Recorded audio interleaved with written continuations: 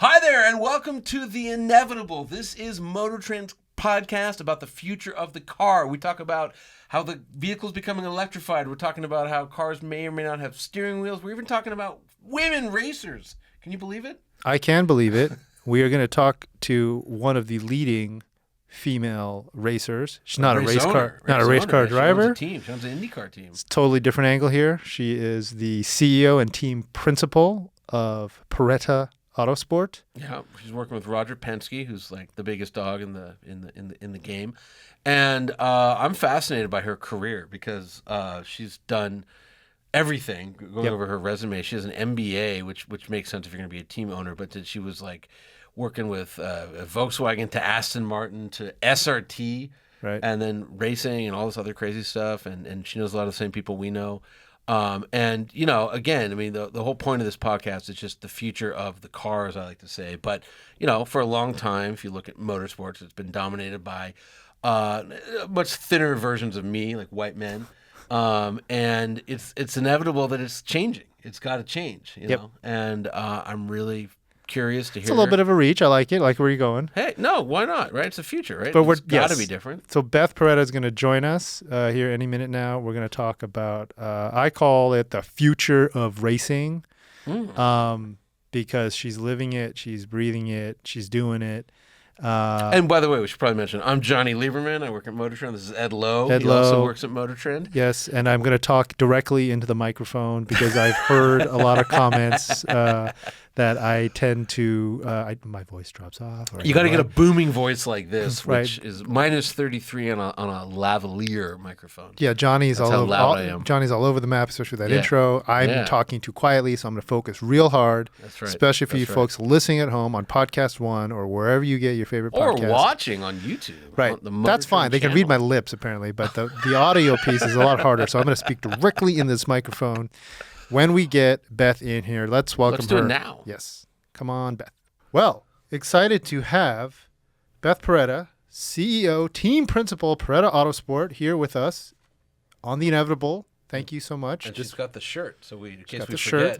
Yeah, it's a prop. Yes. And thank you for making this happen on very short notice. We got the note that, hey, she's going to be in town. What do you think? By the way, she's like literally here for this, and then you came in from Connecticut. Yeah. Landed here, and then after the show, flies up to Oakland to go to Laguna Seca. Mm-hmm. Yeah, we're racing this weekend. Yeah. Well, thank you. Thanks for coming by and doing a little bit of media. And let's talk. I have you down. I didn't tell you. I have you down as the future of racing. So heavens! Wow. Okay. So we're going to ultimately end up there. No pressure at all. Feels like job security. We want you to speak on behalf of everybody in all motorsports around the world, globally, about the future of racing, where it's going. Let's start about But before we get there, we do want to sort of cover off for the people who don't know who Beth Paretta is. What are you doing here? Why are you in front of us? And why are you the future of racing? Why are you the future of racing? And basically, how did you get into automotive? I guess is probably where we would start. Right. I don't have much. I did just 3 pages, not the normal 6. You have a Wikipedia page. I do. Well, you Paretta My team does. Autosport. Yeah, I think when you become an entry in the Indy 500, somebody does it for makes you. one. Right. But the only thing I have on you is you grew up in the, I'm going to say Hartford area. Mm-hmm, and there's a great article on you from the Hartford Courant. Whatever. It's the oldest continuously published newspaper in the country. There you go. And that you went to Boston University and you got, of all things, a Bachelor of Science in broadcasting and film. Yes. So you should be great at this, by So the this way. is as close as I've gotten. I mean, I'm in LA, right? Right. So, yes, you've made it. Exactly. There's 3 iPhones pointed at you. Yeah. But why film? Which one was it? Was it broadcasting? It was actually broadcasting. Okay. So I had gone thinking that it'd be film, and then I pivoted to broadcasting because, effectively, long story short, I wanted to make documentaries. Oh. I was the geek that liked watching documentaries, and so I thought I wanted to make them. So I wanted to learn how that happens. So in fairness, I started as film and then kind of pivoted. And this was not to date myself, but it was really like this was still as it was just evolving where everything really good was film, and then TV was kind of was second tier. Okay. And while I was there, and just after was really when the TV boom where now everything is, anything good is in both disciplines. But I was a writer. I'm a writer. Oh, okay. And weirdly, and we're also writers, weirdly. Sort of. weirdly, yeah. And it's funny because I don't use it obviously day to day in my career, but whenever there's a task that comes to that has me writing, I'm still.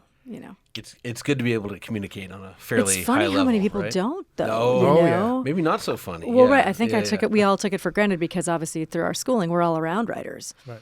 and so you start to kind of kid yourself, thinking like everybody does it. Right. Yeah. They No. do not. Yeah. Right. So, but wait. So then I have a race team because it's an obvious. Right. Yeah. Big jump. Wait. Who's your favorite? Who's the documentary? Who are you? Is this like Ken Who are you Burns? watching? Right. Well, now I do. Right. So it's Errol Morris. any documentary. So when I was in high school, there's this great documentary called Eyes on the Prize. Okay. And so this was when like public television. Yep. So before Ken Burns, he was just starting. But like in fairness, okay. So seriously, dating myself. It was just starting was the History Channel. Okay. And the History Channel. So I went to school in Boston, as you said, and WGBH in Boston, Yep. public television, was Huge. is still one of the best and documentary production places. That's and Julia Child, right? That's, and they had Victory Garden. They had This Old House. They had I think they did some stuff for Where in the World is Carmen Sandiego, or as I accidentally called it once, Where in the Hell is Carmen Sandiego, while I worked there. It's a better title. Yeah. More people would watch. Right. So it turns out that the History Channel was starting, and Ted Turner commissioned WG. So actually, this is sort of a funny thing. Here's the pivot, right? The big reveal. Ted Turner commissioned WGBH he ordered up effectively 2 documentaries for the start of the History Channel because, and this was also when like Turner Classic Movies was like colorizing films and everything was a bit scandalous and blasphemous because in fairness, up until then he was sort of the hero because of CNN. And so, this is kind of all this pivot. Yeah, Bought the Braves, all that, yeah. Yeah, right. So he commissions WGBH to make 2 documentaries. And I want to say I was a junior. I was a junior in college, and it was my writing for television professor. I still remember Jim Deviney. He said, we need interns. We've got 2 documentaries that are, WGBH has to do for this new channel, this newfangled channel called the History Channel. And we need interns. So show of hands who'd like to work on these. So let's say 10 of us raise our hands. Okay, you have 2 options. Number 1 is the history of rock and roll. It's going to be like a 3-night, blah, blah, blah, history of the rock and roll. The other one is going to be like a 2-night, maybe 3-night, but 2-night, the social history of the automobile. Okay, so he's got his roster. Show of hands. Okay, who wants to work on rock and roll? Like 9 hands goes up. Yeah. Social history of automobile. Like, me. And I'm like looking around like, okay, I'm the only one. So no joke, I was the only one. And oh, really? Yes. And I wound up having a lot of responsibility, and I learned a lot about. Yeah. Is this something we can go and watch? I think so. I mean, it's probably like VHS. I don't know if anyone actually ever converted it, but like I even did. Discovery employees, are we allowed to watch the can History watch Channel? it. Yes. Okay. Sure. Well, It was just called checking. what was it called? It was called America's Driving Passion: The Social History of the Automobile. So there was 2 nights. The first was the beginning of the automobile to like 1960, and then the second night was 1960 to the present. And I actually worked on the first night on purpose because it was like digitizing, like archiving photos and like the minutia of Alice Ramsey, the first woman to drive cross country, because I've been a car person since I'm 5 years old, and here it is. I'm studying what I'm studying, but like I keep getting like pulled back into the car. Well, let's go to that. This is great. Let's go to that 5-year-old Beth Paretta because I know a little bit about that. I guess my understanding is you were very heavily influenced by your dad and your late brother who helped you. You guys worked on cars together. A specific car. Yeah. So, because my dad was not a gearhead, he was more about historic preservation. Okay. So I certainly came to respect. It's funny because like my dad saw a hot rod, he'd be like, perfectly good Model B, ruined. So I grew up like in that household. And the respect for historic preservation and making sure things were period correct and all of that. That probably feeds into the whole documentary thing, like just the idea of like respecting history.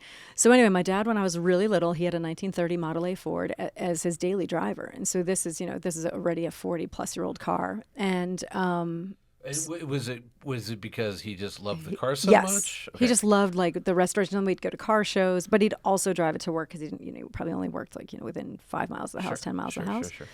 It was funny because he would always brag about the fact that it actually wouldn't get stuck in the snow. I was going to Skinny say, tires. like rain or snow, he would drive. Yeah. Skinny tires, And skinny ground tires, clearance, exactly. yeah, And approach this- angles, all the stuff you want. Yeah, this is in Connecticut. I mean, and I remember he would say like, instead of to keep it from fogging, he would cut an onion in half and wipe it on the windshield. Oh, seriously? Yeah, these Really? were little things I remember. That's like Grandpa Simpson. That's Yeah, crazy. right. Yeah, that's- and I remember like the heat, of course, isn't that great in that car, and so we always had this wool. I would say it was a sedan, so I'd sit in the back. And Did it have heat? No, not really. Yeah, it was I- like basically yeah, thrown an from the engine. It was the and- engine. Yeah, So if okay, you're sitting in the back, because I don't like- think cars had heaters by 1930. I think. No, Well, yeah, I and think it was they- or Fords 1930. didn't, yeah, Right, Fords exactly, didn't, because it would have yeah, been yeah. most a spare. Cadillac or a Lincoln Exactly, would a have heater, Duesenberg, but yeah, right? yeah. Pretty posh. Yeah.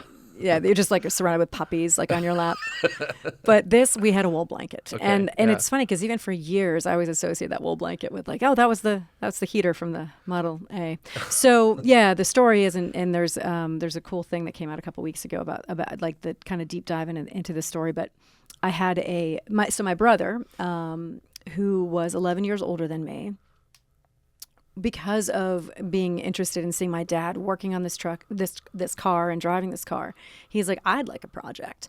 And he was like maybe 14 at the time. And he said, well, what if we, 13, 14, he said, what if we start a project that way when I turn 16, it could be mine. And my dad's like, yeah, that's a great idea. Kind of like a cool project and give us something to focus on. And he, so they went back and forth and they landed on a 1952 Ford pickup. And so it was like looking through Hemmings and finding a truck. F100, good truck. Yeah. Yeah. And so and then it was finding a truck, finding parts. So what was unusual was my brother had leukemia. And so he was in and out of the hospital. He was diagnosed 2 months after I was born. So I knew no different. So I think the indulging of this project was also just to have something to be positive about and focused on. Right. And so, I know no different, but looking back, I know that my journey to this day is because when I was a toddler wandering into that garage while they were working on it, they included me and they gave me a part to clean, or they didn't shoo me away as a toddler, which would have, Right. I mean, I was underfoot, but Right. everybody understood like, hey, this is an interesting thing. Time is precious. You're here. You're going to get grease in your fingernails. And everybody was cool with it. And did your brother ever get to drive it? He didn't. So he did get his driver's license. And so I okay. remember the day he came home with his driver's license, as you can imagine, a proud moment. Yeah. Kind of like for those listening at home, it'd be like getting an iPhone for the first time. Right. right. It's right. freedom and able Yeah. to, right. But back in our day, it was about getting a license. And so he did. And I remember when he came home, and obviously that proud moment that he's got it in his hand, and he asked my parents if he could take me for a drive around the block. And like my dad's just modern F-150 that my dad had as his daily at that stage. And they said yes. So kind of cool that a 16-year-old wants to take his 5-year-old sister for a spin around the block, which shows you like the sort of the cool relationship that we had. Yeah, that's great. And he passed away about a year later. Yeah. So it was the beginning of it was today. Oh, wow. Okay. No Yeah, kidding. today's the day, September Wow. 7th. Wow. Yeah, 1979. And and I was just about to turn 6. And the truck that they'd been restoring was like still all in pieces. And so after he passed away, he was sick for about 5 years. Yeah. So and honestly, at the end, he just kind of said, I don't want to fight anymore. And my parents said, okay, it's up to you. And so he passed away September of his senior year of high school. And my dad could not bring himself to touch the truck for like years because whenever he'd open up cardboard boxes of parts, there's like stuff labeled in his handwriting and stuff. So it was emotional. So we actually moved house and like moved all the truck parts. So literally like stepping over 4 axles and, double of everything. And I think it was when I went away to college to work on that documentary. That my mom, I think, might have said like, hey, what are you going to do? Like, with the truck. Right, yeah, We've been yeah. stepping over it. We've been parking outside and not using the garage. Right. And bless her, not in a nagging way, kind of like, hey, it's been 10 years. What should we do? And so my dad said, you know what, I'm going to restore it. And so he started from scratch because it sat for 10 years. Right. So it took about 2 years. And he restored it and he drove it and he would take it to Home Depot and put mulch in the back. And yes, we had it. And where's it now? right now it is in my possession. So the Oh, cool nice. thing is, in about 2010. So I go to college. I graduate. I never work in TV. I actually work in the alpine skiing business. Do that for a bunch of years. Go to graduate school. Finish graduate school. Realize, all right, I don't want to work in something that's dependent on snow. So Smart move with climate change. yeah, Yes, go ahead. exactly. Right, Yeah, yeah, exactly. yeah. I actually had read an article in the Wall Street Journal quoting Warren Buffett saying, "Don't be in anything that's weather dependent." And I was like, "Huh, all right, he's onto something." And so I thought, well, what else do I love? And the common thread was cars. Right. So I didn't know anything about the car business. So I moved back home like a boomerang and moved in with my parents, and I took a job selling cars at a dealership. Which one? At a Honda dealership, and I was hired at a Honda dealership and an Audi dealership in Hartford, Connecticut. And I chose to go to the Honda dealership first because it was busier. Okay. Yeah, I thought, right. I'm going to exactly. learn quicker. Right. I mean, there's a store that would sell like 200 cars a month, and so, So big. big, yeah. Well, what the legend, and please confirm or deny, is that Honda salesmen don't do anything. The cars sell themselves. It was really easy. I remember it was funny. Yeah, I mean, you didn't make any Or back money then, at though. least. Right. Yeah, and you right, didn't make right, any like right. literally on a Honda Civic. If you sold a Honda Civic, you might have maybe made $100. Right. Okay. Because they were so discounted. So I remember one time I sold a Civic for a full sticker, and everyone was like patting me on the back, like, "How did you do that?" I'm like, "Well, sell the value." So you mostly sold used cars to actually make a living. Interesting. Yeah, my first car that I sold though was a used Miata. It was green. Huh. Nice.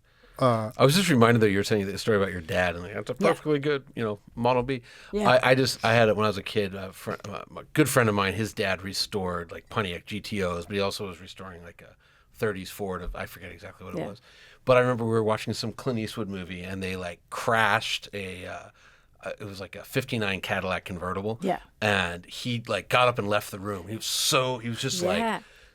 what a waste. And I'm Right. like, I it's know. just a car. It's a prop car, probably. Yeah, oh, they Exactly. probably had like Holes. 30 that they Right. destroyed Right. to make the Well, movie. isn't it like, yeah. what's the thing about the But it Dukes of Hazzard, like that era? Oh, Like you yeah. can't get one because they destroyed so many. Yeah, I mean, there was And they were worthless back then. Like nobody Right. cared. Yeah, literally exactly. Nobody worthless. cared. Well, it was an old car, but like, that was filmed right kind of by us, like Malibu Canyon. Mm-hmm. It was Cottontail Ranch, it was called. Anyways, Yeah. but there was this rumor when I was in high school that like they would, and it's true apparently, but they would, crash them, and then, no one really cared about anything back then. So Right. they just like shove them into a pit and like bulldoze it. So Oh there was my like all these like gosh. Challengers with, Oh, that's they were all amazing. 6-cylinders, but whatever. They were Yeah. all buried Yeah. in Malibu somewhere. Like a graveyard Yeah, of challengers. yeah. I think somebody Chargers, went yeah. there. Chargers. Yeah. Yeah, and Yeah. dug them all up. Oh, that's cool. Yeah. So wait, I now have to ask because we went over really quickly. Skiing industry. So I worked in the alpine skiing business. So in high school, I started working at a like ski shop, and So you're like a badass skier, is what you're saying. yeah, I got to be a good skier because I moved up to Vermont. I lived in Stowe, Vermont. I skied every day. Yeah. My dad grew up skiing there. Yeah, really? Yeah. Well, he's from Montreal. So Oh, fantastic! That was the yes. closest thing to exactly.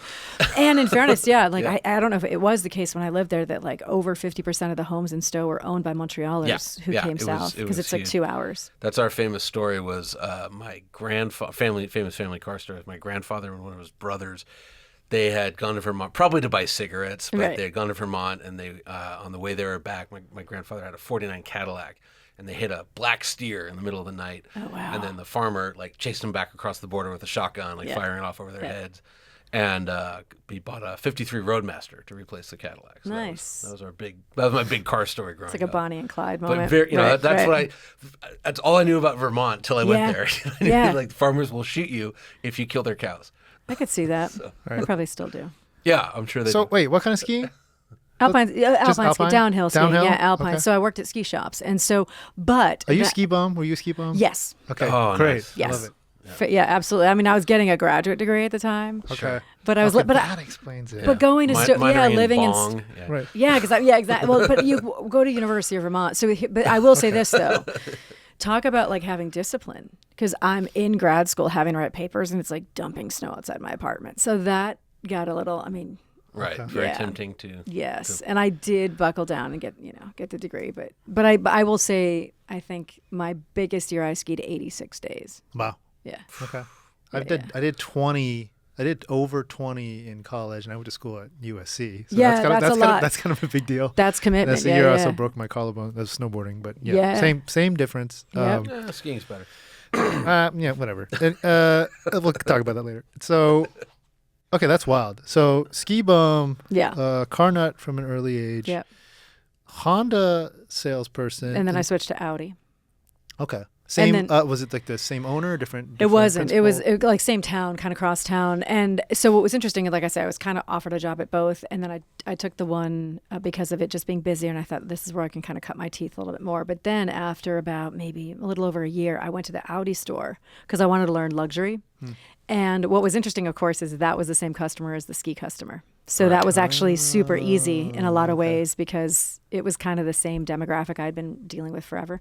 I will say, I mean, because I've been reading car magazines since I was 5, like that was my Malcolm Gladwell 10,000 hours. So by the time I'm on the showroom floor, yes, I got trained on this stuff, but I probably knew all the competitors too because I was a complete anorak. Right. So anorak means nerd for you. For those of you who doesn't know Britishisms. Yes. Did you like sales? Yeah, yes and no. I did. It's funny because in theory, I think I've always had some element of sales in my life. I liked it because if you could just show them the product, and if you're selling a good product, sales is easy. Right. But you know what was actually the kind of cool like secret weapon was if you, and I don't know that this is still the case, but at least then, if you walked in and I'd have like a male salesperson next to me, you would immediately. You didn't know if you could trust him, but you assumed that he knew all about the car. Right. Sure. But with a woman, you tended to trust them easier. But I can get one over her, right? That, or if you don't know if she knows about the car, she can prove that quickly because you can ask her questions and I could answer them because that was objective. So the subjective thing I probably had an easier time with. And then the other thing too that was great is if a couple came in, I would, especially if it was the wife who was looking for the car. Done. Right. Pull her aside. Interesting. Exactly. And actually like look her in the eye and address her. Right. Now, what didn't you like? Because, Well, hang on. What were you selling? So you mentioned luxury. So there was Honda and then Audi. I know, but had they pivoted, like actual models? Had they? She's our age. Yes, they had pivoted. Yeah. Like I was selling the A8, like an A8 aluminum space frame, A8, full A8, A8 all-road was out, like the first all-road. Wow, all right. 2.7 and a 4.2. Mid-2000s. Yeah, exactly. 2004. Yeah. Okay. Okay. She's our age. I thought it was a little early. I was trying to do the math in my head. I don't know. It was the Quattro. I don't remember Pikes Peak. Audi 100. The story's the base of Pikes Peak. They sold themselves. Yeah, Michel Mouton was out front. Right. Okay. Hey, I'm just trying to help you. I drove here in an S8. Right. So, Nice. Yeah. Just Fantastic. okay, back on track. But anyway, so what didn't you like? Shoveling the snow off of them because it's in New England, like literally like snow rakes. But a lot of hours. Okay. Yeah. But I still to this day would own a dealership. Oh yeah, because it prints cash. You mean a bank? No, yeah, exactly. Well, that too. you mean that too? Yeah, a printing press of cash. Exactly, because I want a plane. Yeah, no, exactly. And a boat. I need 2 boats. I know a dealer who has 2 boats. He has a 200 and a 300 footer. Of course. And he's talked to me all night, and they're very different. I think you know somebody if you wanted to own a dealership who would help make it happen. Yeah, but I know. We'll get to that. A few people. Yeah, exactly. So look, I wasn't, and I don't want to dance around it, but you have to have some horror stories of like being a woman in this male-dominated industry, or maybe you don't, because this is already. I do. I mean, I yeah, for sure. Tell the story. Yeah, I mean, I had an. Let's shame people. Yeah, no, I had an incident. Actually, I had a couple incidents at Aston Martin. Yeah. Well, so let's skip ahead. So you went I went to Volkswagen Group. Well, did I have division. anything sketchy at Volkswagen? So I. That's credit divisions. Yeah. I'm but dealing with the money. So I did have a dealer that. I'm selling Audis, and the sales guy the Audi area rep came in. We were chatting, and he said something how he's just finishing his MBA, and I was like, oh, I finished mine. I got mine a couple of years ago, and he looked at me like completely like RCA dog, like, what are you doing here? Right. And I said, well, I'm trying to learn the business, and he's like, give me your resume. And he's like, what do you want to do? And I said, well, I don't know what the jobs are. So I gave him my resume, and literally 2 weeks later, I had an interview with Volkswagen Credit and out of Woodcliff Lake, New Jersey. Okay. And Yeah, I got hired for the New England region, northern New England at first, and then because they kind of give you a more of a rural, smaller dollar amount. So it was Volkswagen, Audi, and then eventually I got Metro Boston. So it was Volkswagen, Audi, Lamborghini, Bentley. And what was great about that, though, is really learning how, like, the backbone of a dealership, like learning the money side. And here's how you draw the box, and here's how yes, exactly. This is where Scotchgard goes. Like learning like absorption rates and in fairness too, evaluating the credit health of the dealer, and so then we would be giving capital loans if they were expanding, commercial loans if they're having to do. For those of you listening, dealers are often forced to expand Yes. quite against their will. Right. But they're forced to do that, and it's what I always hear when I talk to dealers about this is that we're still paying off the last expansion you forced us to do because we had to take out a loan, and now you're making us tear that down. I still have an argument with Roger Penske about windows at the Aston Martin dealership to this day. Yeah. Okay. But with that said, though, I always say that if you're a factory rep, which I was for Volkswagen, effectively on the finance side, and then Aston Martin. You're doing your job if both sides kind of think that you're like the mole for the other side. Like you really have to kind of play it down the middle. So in all my OEM meetings, you're like that dealer advocate. But for the dealer, you're always like, the advocate for the factory. And it was interesting because my first territory was rural, right? So I had Maine, New Hampshire, Vermont. And I learned really quickly, like, okay, yeah, you want that new Volkswagen lollipop sign out front? Well, that dealer in Rutland, Vermont, and that dealer in New Jersey are spending the same amount for that sign. But that guy in Rutland, Vermont is selling 7 Jettas a month. Right. So, and it was funny too, because especially when I had the rural territory, and that was that territory that would get a lot of churn. They'd always put the new person in it. And what was funny is usually it was somebody who had like moved in from like Southern California or Chicago, and they didn't know how to deal with somebody hitting a cow in the middle of the night. So because I'd lived in northern Vermont, I joked, an expert. Yeah, I joked like I was like, like Diane Fossey. I'd lived among them. And so what was great, though, is you certainly had an appreciation that these same thing, family businesses, several generations, but I would be at the sales meeting representing that territory, and like the big shot that had New Jersey for like Audi, which is like the best territory for Audi, and they're like printing leases, like he's like the superstar getting the gold star next to his name. I'm like, I'm literally driving to Bangor, Maine. Like, so you realize like this isn't there was this funny thing that I think all these big shot dealers rightfully get a lot of attention, but there's people day in and day out that are just slinging cars and grinding it out and keeping they're like the backbone of their community. Right. Yeah. But that's interesting though about the signage costing the same. Yeah, it's the same cost, and they're forced to do it. Yes, and if you've just done it, and I mean, in theory, I think they've adjusted a lot because obviously, as you can imagine, I think that they've made some market adjustments now for that. Like I just know a lot of people that own dealerships, and like I listen to them complain, and I roll my eyes at them. I'm like, oh, it must be so horrible. Right, exactly. Because I have to get rid of my 300-foot boat because I can only have my 200. You had to unstuff your pillow with stacks of hundreds. Oh, it's terrible. Like, exactly. Yeah. So then, how do you make the jump? Well, let's hang on. We're going to hear a horror story. Let's jump jump from Volkswagen to Aston Martin. That's what I'm saying. How'd you go to Aston Martin? But I want to hear the horror story. Yeah. So I'm working for Volkswagen Group. This is funny. This is a skeleton. So the way that I even got to know the vice president of Aston Martin at the time, they this is Vice President North America. At the time. So at Volkswagen Group, there was this little brand that was coming back called Spiker. Yes. Oh, yeah. I went on the press launch for Spiker. Oh, Victor Mueller. Yeah, Victor. That's Salt Lake City. Yeah. Oh, sure. So those cars, back in the day, were dressed very well. They had the Audi. Absolutely. They had the 4.2 V8. Yep. Yeah. So he did a deal with Volkswagen Group, and so they had Audi motors in them. So the plan originally, because they got the Audi motor, and he's kind of like close to the Volkswagen umbrella, the idea at first was that they were going to have them sold through Bentley dealers. That was going to be the footprint. Great.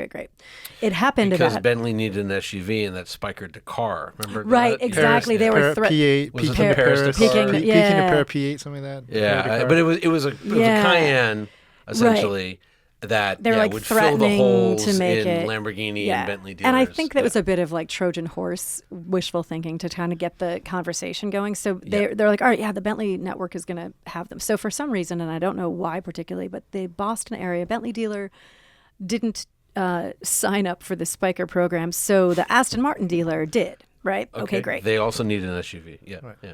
Right. So this is like 2005. So because of that, one day in a sales meeting at my Volkswagen Group meeting, they're like, "Oh, you need to go in and meet this dealer because we have to try to do floor plan, right? Because basically every other Bentley dealer, they would just increase their floor plan and shove a couple spikers onto their floor plan. Right. But this guy wasn't a customer of Volkswagen Credit, Bentley Financial. Great. So I stumble in one day. New cars, a lot of classic cars, because usually Aston dealers would bolster their business with vintage. Mm-hmm. Sure. And there's this one, lonely Spiker C8 sitting on the showroom floor. I love when everyone's like, "It was in Basic Instinct too." I'm like, literally not a selling point. No, yeah, that's not Now quite. I'm thinking, Not quite the what else is- TVR and Swordfish, but yeah. Right. Yeah. So, right. It's got like Basic a Provenance, Instinct like too. right. Yeah. It's Provenance, like the Bullet Mustang. Yeah. No. So anyway, It was a good car. It was kind of interesting. They're Yeah. they're collector's items. They're They had turned metal beautiful, dashes. They had Yes. the exposed shifter. Beautiful. yes. Yeah. And then he bought Saab. And then, Right. Yes. So funny story about Spiker and Saab is that MotorTrend's Detroit office is the former headquarters Yes, of Saab. of Saab, and we have a big Spiker logo like on the wall. Oh, my there. word. And it's kind of hilarious. It's like the ghost of Christmas past. Right. So because of that, I then wound up going to Pebble Beach, and because of having been into talking to the Boston dealer, I then met the vice president of Aston Martin at the time, John Walton. And because I had all this finance background, they were really looking to have like a global finance solution because this was They're still having financial problems. I know. The and story of Aston well, Martin. this was like finance for like consumer finance, like loans I and know, it's leases. just But they're constantly on the floor. I know. A It's so century funny. of bankruptcy. There's all these 11th hour rescues by wealthy billionaires. whose sons need to race F1. Anyways, Right. Well, that was before. This was before. This is- This is Mid- Ford. 2000s. So this is Right. Ford. So this is just as Ford is selling it to the Kuwaiti investment Right. Darnadim. So I get hired. Betts is the CEO. Betts, yep. Yep. Ulrich Betts. And you guys had just done Vantage. Yes. So Vantage has come out. It came out 1 year before. So I'm there for Vantage Roadster, Okay. and then Sweet DB9, Yeah. DBS, Rapide. We had the guy who claims to design it. Both of them. Both of them. Oh yeah. Well, we know both. We know Right. both of the guys. We know both. Right. Yeah, Sure. yeah, Sure. Yeah. Yeah. It'll be great. It's and the 177. Oh yeah. Yeah. Because there were Yes. there were 70, My friend 100. just bought one. Really? Yeah. He had I a can't party wait. for the reveal. Really? It was insane. It's insane. Yeah. I can't wait for when eventually in the future at Pebble Beach when those are honored and there's more than 77. Well, Zing! it's funny What? you say that because his, and he knows this, he knew about buying it. His was like the one that you go around the world and be showed off at dealerships. Oh, yeah. And I think they did a lot of development work with it, Yeah. and then it was not a little rough. good shape, and Yeah. was sent back to be Newport refitted. Pagnell Yeah. and totally redone. Yeah. And it's literally gorgeous. Yeah. It's a Literally beautiful perfect. car. Oh my It God. is. It's just What's insane. amazing is how beautiful the engine bay is. Like you Insane. right? Yeah. It's No, like that. Yeah. I thought it was I just Because whatever- you hear that and you're like, okay, sure. Well, Yeah. it was one of those things like the pictures on the internet didn't do the Right. car justice. No. And it was just odd. With Yeah, because the proportions intakes. are hard to see. Yeah. Yeah, and I went, but I remember they had it. Galpin had it in the vault. Oh, back- yes. back Yep. at the I So, remember the and vault. I remember like they had the hood up, and I spent an hour just Yeah. not since the McLaren F1 and engine Yes. bay looked like that. Yeah, Like, right. gold foil, silver Yes, foil, yes. carbon fiber, like the all the headers are wrapped in whatever, and just like mind-blowingly cool. And carbon fiber, like the front intakes go Air part Yes. of the body, and the intake plenums Yep. integrate. It's just insane. Yep. Like, Interior is stunning. Interior was Everything. extra stunning on Yeah. the one they had in the vault. His was different, but this one had like thick pieces of like nubuck leather Yes. or whatever, like Yep. big stitching. One thing sewn in, I did love about Aston, I still do love about Aston. I assume it's the same. Is that literally there was no plastic, right? So if it looks like metal, it's metal. If it looks like glass, or crystal, it's glass, Yeah. whatever. And there's the touch of it, like everything. Like even when you're the inside of the door handle, you'd have the Alcantara, Knurling. Oh, yeah, and yeah, Alcantara yeah, inside sure, the metal. So like what your hand touches, like all those little thought out, deliberate. Although my wife, I had her in one, and she goes, "I feel like I'm inside of a Nike." Yeah. Which I thought was a pretty she has pretty true. good Also, observations. fair. They get a little gross as press cars because the It's- suede. Hey, gets a little- it's hard being a small company. Right. Yeah. Right. Okay. So yeah, so I did my only creepy thing. Well, I mean, I had there were Yeah, some one creepy creepy one. customers. There's definitely some creepy customers. Always. Yeah. Well, and there were some times when we'd have an event and you'd have like a lot of photos are taken. And then like sometimes at the next event, we'd have like a slideshow of like previous events that year. And so sometimes you'd have customers that are upset because like at this event where we are now and there's a slideshow in the background, like he's there with his wife. Yeah, well, probably he's there with his mistress and the wife sees a His niece. slideshow. He's Yes. niece. He's there with Yes. his niece. So the Yeah. slideshow circulates and there's the and you're like, that oh, affects all parts of the car industry. correct. And it's like, guys, I can't manage your life. Yeah. Right. So that happened a couple times, but yeah, I did have That's a pretty good. dealer once ask me. It was funny. We were driving through an unnamed city, and like we're going to dinner with like 5 of my colleagues. But he's like, "Oh, ride with me." I was like, "Okay." Top down convertible, like downtown in a major city, and at a stoplight, he put his hand on my knee, and he's like, "So," and I was like, "Are you kidding me right now?" He's like, "How do we take our relationship to the next level?" I was like, "I don't know, an elevator," Right. and I literally said that because I usually have like Tourette's and those things. Yeah. Just say something. Yeah. Wow. That- Oh, Yeah. that's different than I thought. But yeah, okay. That's good. well, what did I mean? No. We're good. I don't. Yeah. No. I just thought I was expecting something like a woman. I can tell you this. Can women drive? So I actually, my funny thing was when I was at SRT. So we're launching the Gen 5 Viper, and we're up in Napa. Yep. And we're at like a fancy pants hotel, and the way that we do the press stuff, and you guys know because you attend them, is like usually you're there for like an evening and a day, and Yep. an evening and a day. Yep. So there's the waves come in. Yep. right? And so however we did this, we had like a day off in the middle just because maybe it was like domestic and then international, but it was also just to like give everybody a break and whatever. So that day off, because obviously up until then, most everything is prototypes and stuff. So here was like really like a better This is version. day off to rebuild the car. But go ahead. Right, exactly. So head of engineering and I kind of the night before he's like, hey, you do want like we've got some time tomorrow. Do you want to just like let's take why don't you get some seat time in the Viper? I'm like, yeah, that'd be great. So we walked out like 10, and so he had arranged for it, whatever, just like, hey, make sure this one's gassed up. Great. So he and I walk out in the morning, and it's probably like 9 a.m. and we're gonna just be gone for a couple of hours. And so these people are like they work for an agency, as you know, that maintain the car. So this is not a coworker of mine. So at this point, to put it in perspective, I'm the brand director of SRT and Motorsport. So I run all the marketing and all the operations for the SRT brand. Right. I work directly for Ralph Gilles. Right. I've been hired by Sergio Marchioni. Right. And the guy comes across, and we're standing there, and he hands the key to Russ, my colleague, the engineering colleague, and Russ is like, "Oh no, she'll like you can hand him like she's gonna drive," and he literally like pauses and he goes, "Do you know how to drive a manual?" Nice. Like, come here. How many pedals, sir? How many Yeah, pedals? Yeah. Oh, Wow.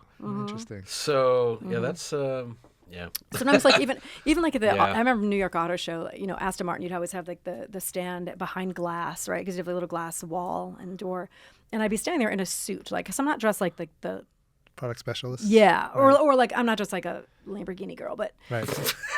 that's the thing, right? So, but It's a big thing. Yeah, Yes. but like I know way too much about Lamborghini girls. yeah, Yes. but I'm like in a suit. But in fairness, usually Yeah. like I have a scarf and like wings on my lapel, Aston Martin wings. So I look more like a flight attendant than anything. Fair. Yeah.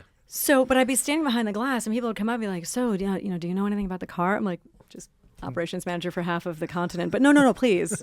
So that would happen. I would just say. But I would just say, yeah, I wouldn't obviously say anything snarky because. No, well, you should.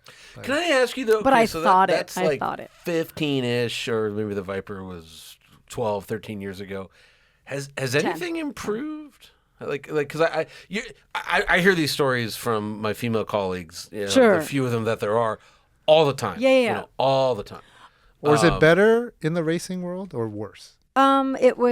It was the same in the beginning. It's better now because we're being loud about it. I might be leading the charge on a lot of that. But it was funny. Even last year at the Indy 500, I had to go to the team manager meeting.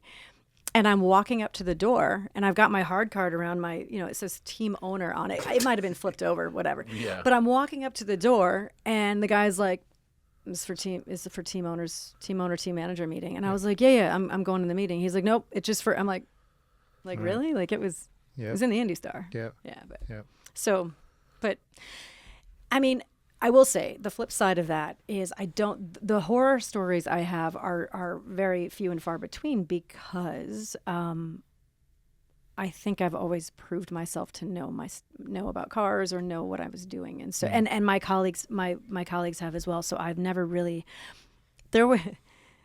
when I first got into Fiat Chrysler and I was running the racing programs, we might have had some challenges with some people that were working in the NASCAR program, but they didn't work directly for FCA. They were like, agency folk who had been in NASCAR for 30 years, and they definitely had an eyebrow raised because there were Ralph Gilles and myself. Right. So we were quite a pair. I can imagine the conversation. Yes. I've been to North Carolina. Yes. Well, speaking of Ralph, because we literally just had him on. Sure. Good time for you to roast him, say nice things, tell a terrible or funny story. Yep. Let's try to get him to listen to this episode. And I would love a bonus round. With Ralph, we talked a lot about Sergio. Yeah. He's a personal favorite of mine. I own one of his sweaters. Oh, do you really? I do. Like it was my mission. I was like, I want to know what. How'd you get that? I asked one of his PRs who will remain unnamed. I was like, find out the brand, and I'm just gonna go buy one. What was it? It's Land's End. Oh my God! Yes, Land's End, black, just cotton sweaters, and I own 10 of them. No, I own one. Yeah, I wear it all the time. When I interviewed with him, so I interviewed with Ralph, but because technically I was a direct report, Ralph was a CEO of the time at the time. So he was the CEO of Dodge, and he was going to be moving over to SRT, and then they were going to be coupling Motorsport with it.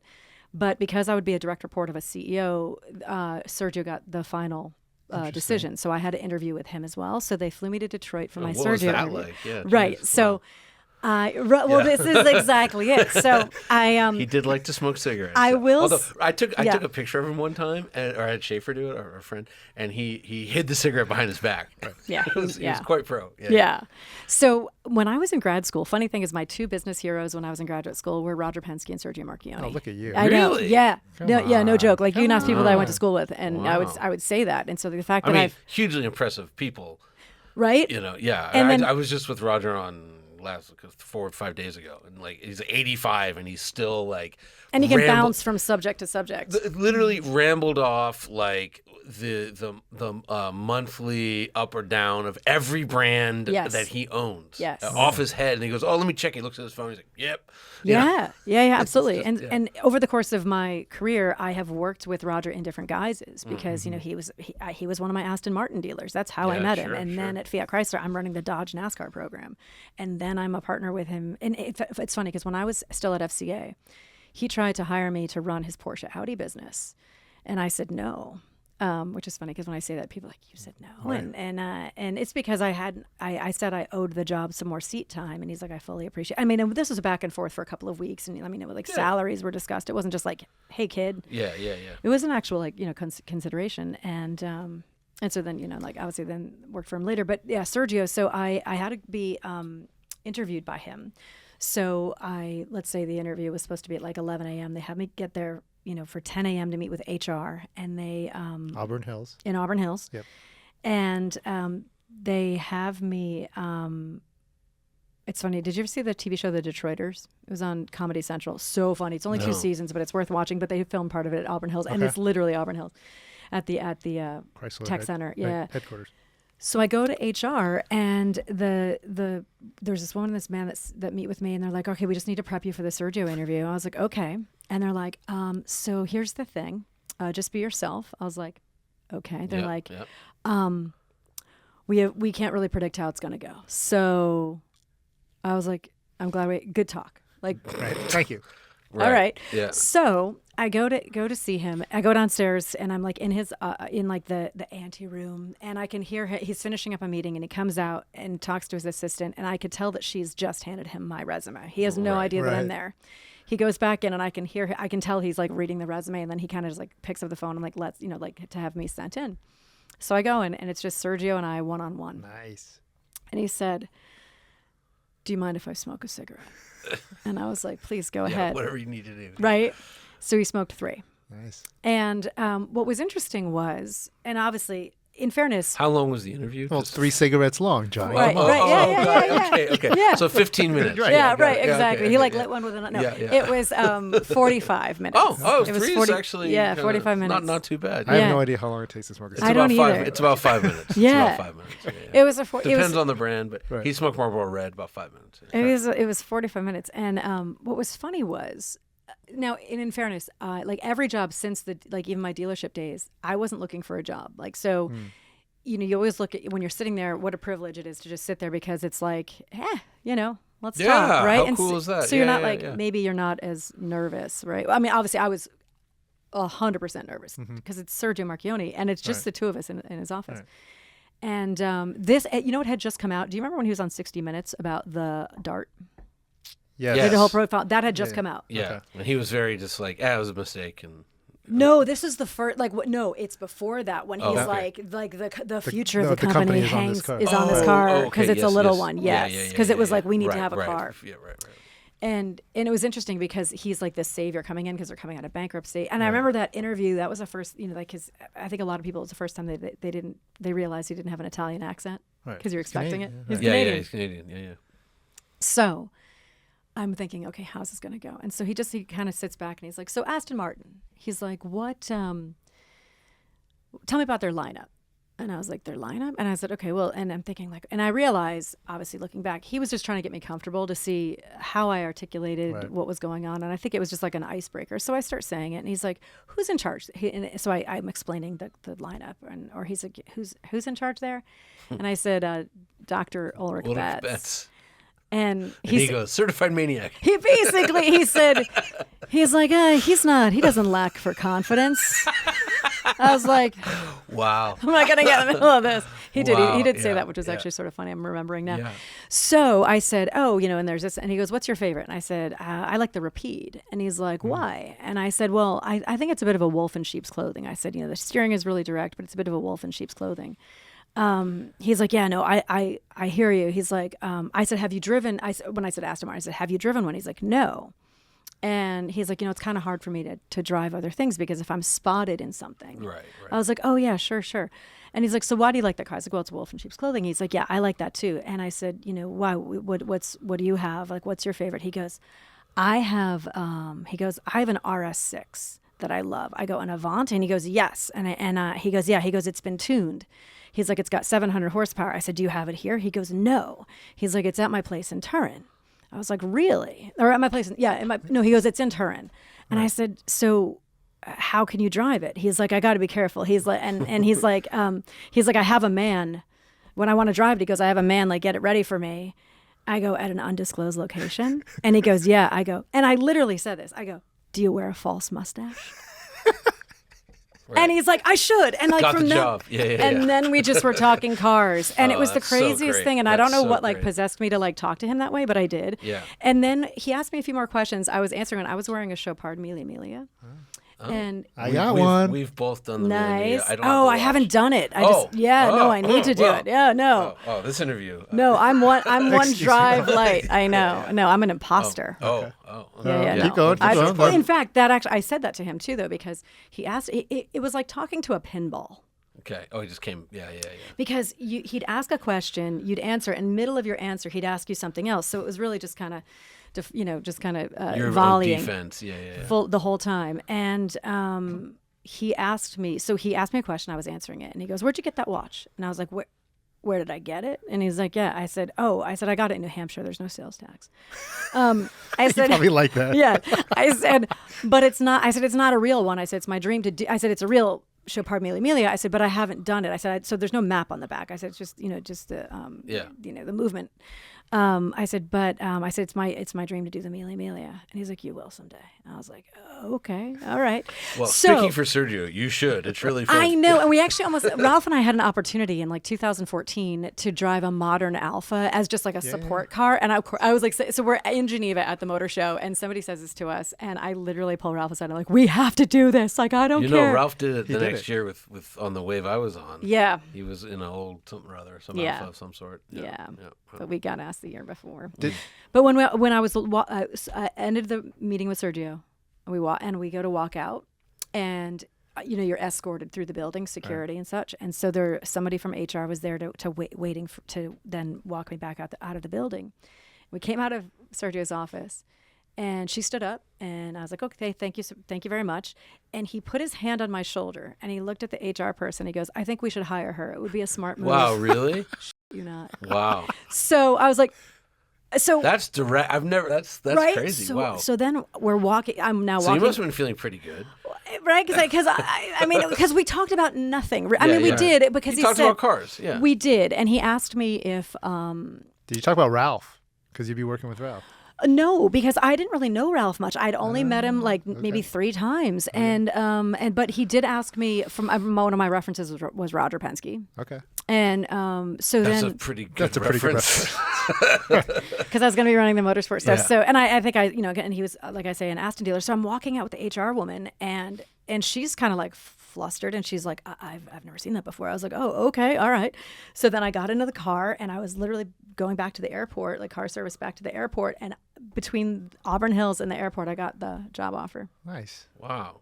Yeah. So for those of you listening, and you're like, no, not familiar with some of these names, like Yeah. Sergio, and and then having Roger Penske on your resume and having that, it's like if you were, let's say you were auditioning to be the Pope, and you had God on your resume. That's something like I don't know, or his son. Yeah, his son. yeah, yes, yeah. exactly. Jesus on the resume. Yeah. So Yeah. But it's like if you're trying out for a movie and like you interview with like Spielberg Right. with a reference from George Lucas. right, Yeah. exactly, it's like exactly. that That's probably a level. little better. Yeah.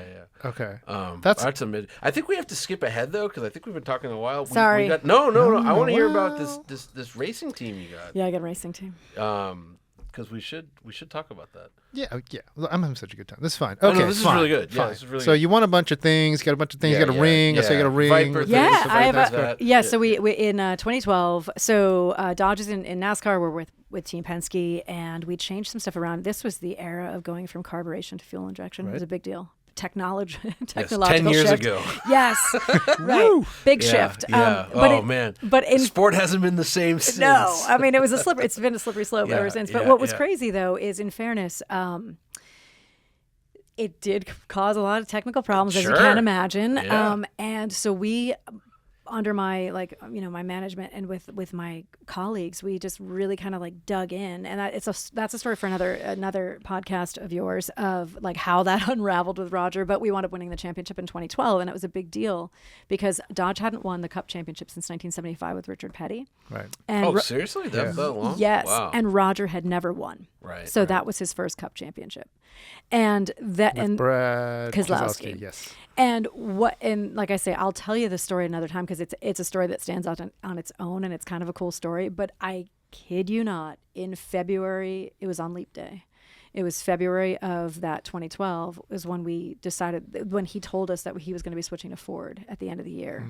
And because we were trying to re-up with him. Right. He wanted to. And then Sergio, there was a whole thing with dragging of feet, and I was in the middle of it. And Roger calls Ralph and I to his office and says, I'm leaving.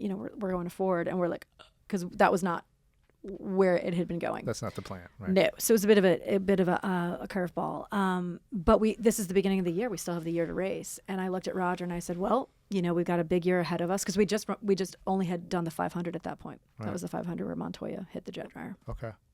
So I think I still smelled of kerosene.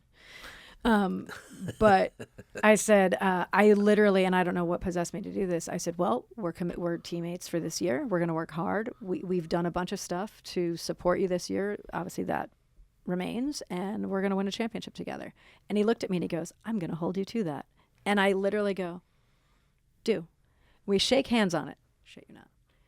And then we win the championship. Nice. And so I see him like 20 minutes. Like Babe Ruth, yeah. Yeah, seriously, totally called my shot. So so literally with championship, like there's Miller Lite in the air. It was disgusting.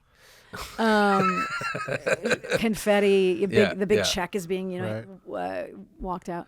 And I finally see Roger like 20 minutes afterward, and I look at him and I'm like, a promise is a promise. And he goes, I think you're the only person who's ever kept their, and he like shook my hand. And so like it's been this running joke that, so. And I don't know what possessed me to say that. I heard the story is that you guys, they all got rings, big moment. And it took some convincing for you to get the diamond ring, or is that all? Yeah. Why do you know that story? That's in some Indy Star. Was it? Hooray. Yeah. Oh, yeah. Because Nathan Brown saw my ring. So, yeah.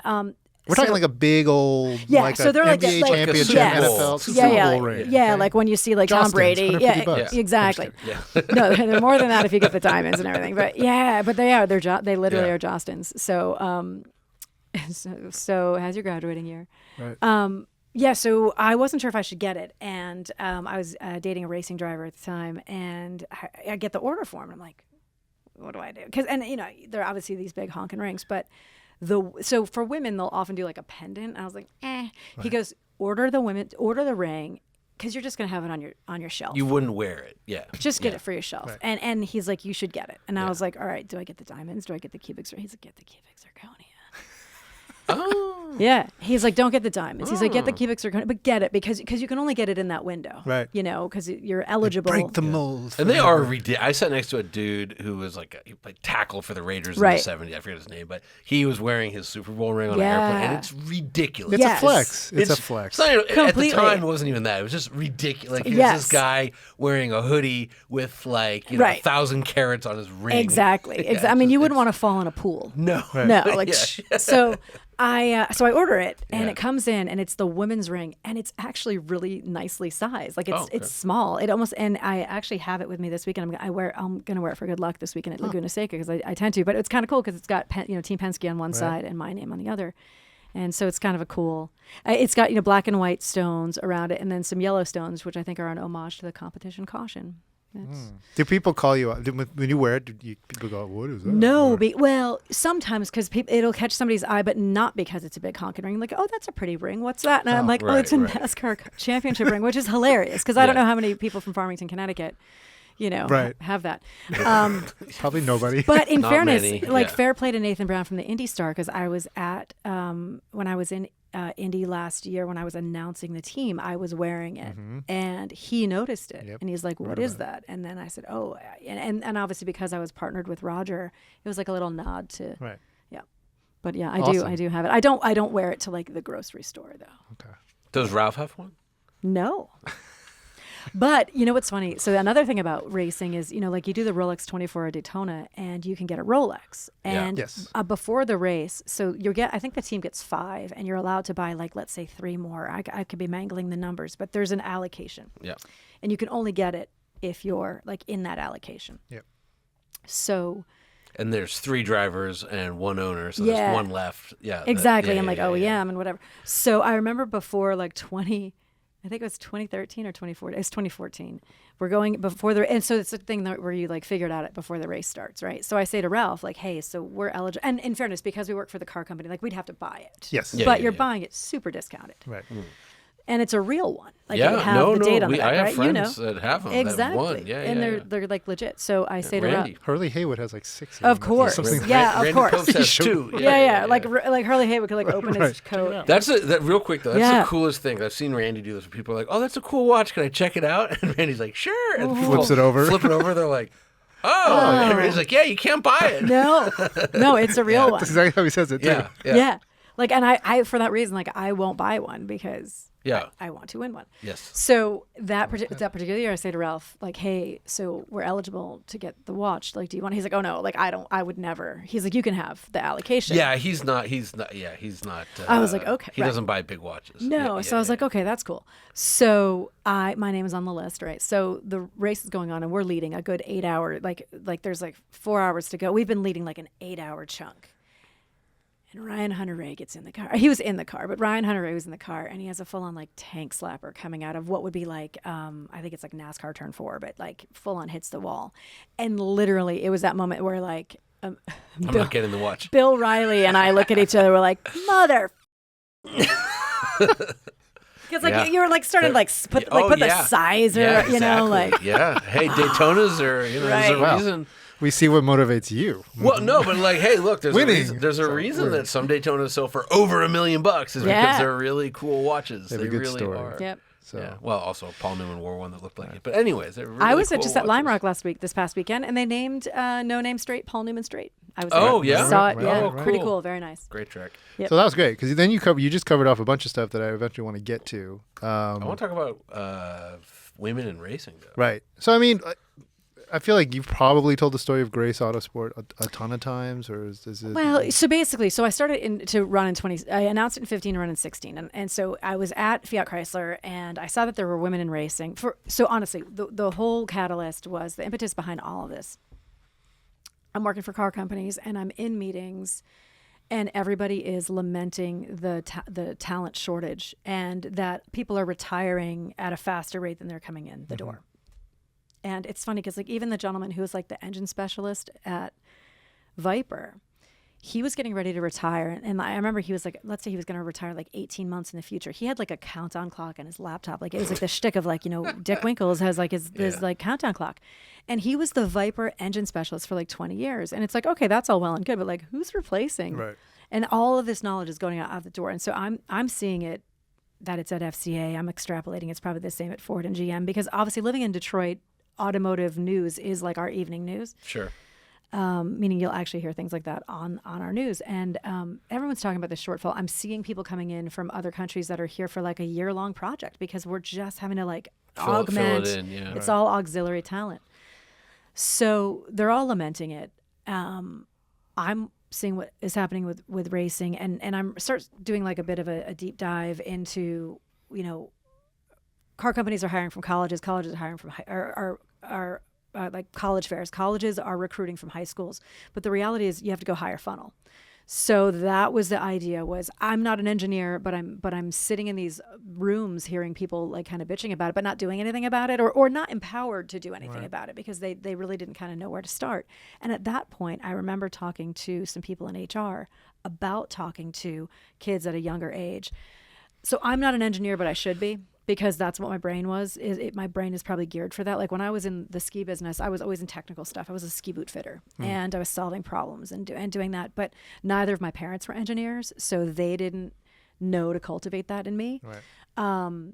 So, I think it's that idea of, so I went this completely weird circuitous path and eventually found my way there. And I could have had a much shorter line. But I'm thinking like, well, if I did that, there's probably a lot of other people like me. And the other thing is engineering is so broad. I think a lot of people don't know, but what do you do all day? And what does it mean? Right.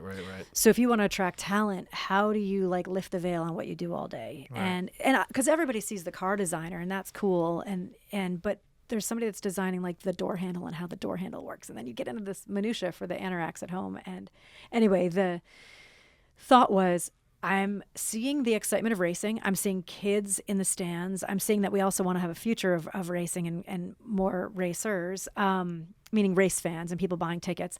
I also see that, like we joked earlier about, how we all wanted to get our driver's license. And that was like our ticket to freedom.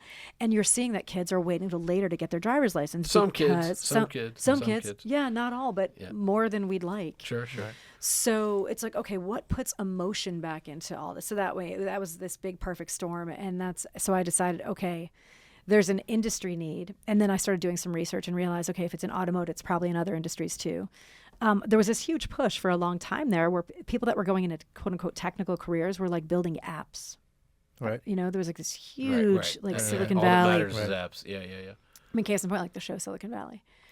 But people weren't like going to become civil engineers or, electrical engineers and all of that. So the idea was, okay, and racing would be the way to grab your attention. And I can grab the attention. And so then I did more research and figured out you can affect a kid's trajectory of what they want to be when they grow up between the ages of 10 and 12.